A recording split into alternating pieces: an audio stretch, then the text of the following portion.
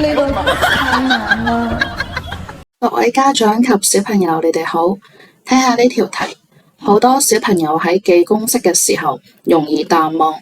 今日老師教大家一個記公式嘅技巧，1公頃等於幾多平米？好多同學對於公頃同米分唔清楚，其實公頃仲有第二個名，佢稱為平方百米。呢度就係平方百米。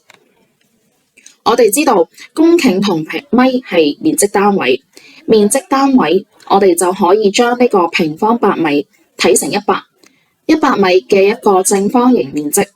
咁呢個正方形嘅面積就係100米乘以100米。